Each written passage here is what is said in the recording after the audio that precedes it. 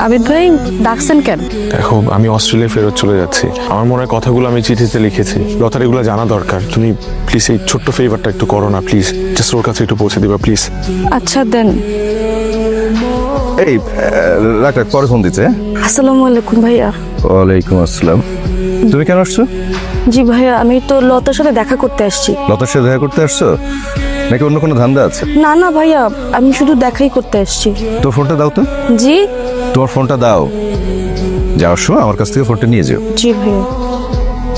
লতা, সুমি, আবিদ ভাই আবার বিদেশ চলে যাইতেছে। কি এটা দিছে? প্রিয় মনোলতা, তোমাকে আমি কথা দিয়েছিলাম যে করেই হোক আমি আমাদের আপনজনদের মন জয় করব, কিন্তু আমি পারিনি। না পেরেছি আপনজনদের মন জয় করতে, না পেরেছি তোমাকে দেয়া কথা রাখতে। একজন মানুষ হিসেবে এর চেয়ে বড় ব্যর্থতা আর কি হতে পারে বলো? অনেক স্বপ্ন নিয়ে দেশে ফিরেছিলাম, কিন্তু পরাজয় মেনে নিয়ে আমি আবার অস্ট্রেলিয়া চলে যাচ্ছি। আমাদের হয়তো আর কখনো দেখা হবে না। প্রিয় মনোলতা, ভালো থেকো তুমি। আবিদ ভাই, তুমি কি করে ভাবলা তুমি আমাকে ছেড়ে চলে যেতে চাইলে আমি তোমাকে চলে যেতে দিব? আমরা ডিসিশন নিয়েছিলাম কখনোই পালাবো না, কিন্তু এখন আর কিচ্ছু করার নাই। রাত 12টায় আমি রেল স্টেশনে থাকবো। তুমি যদি না আসো তবে আমি কি করব জানি না। আমি তোমার অপেক্ষায় থাকবো।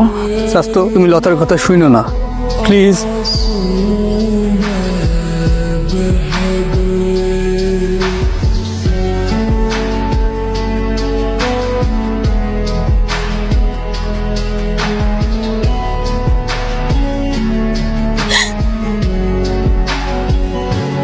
চলো।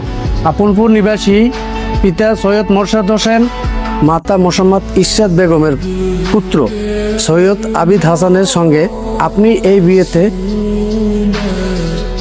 লতা, তোমার সাথে আমার কিছু কথা আছে, একটু বাইরে আসো। কি হয়েছে তোমার? লতা, আমার ফুপু আর তোমার চাচা যে কাজ করেছে ঠিক একই ভুল আমরা করতে যাচ্ছিলাম। এটা এটা কি ঠিক হচ্ছে? আমরা একটু বেশি স্বার্থপর হয়ে যাইতেছে, তাই না? কিন্তু আমি তোমাকে ভাবো না। শুধু মিল হলে কি সব প্রেম পূর্ণতা পায়?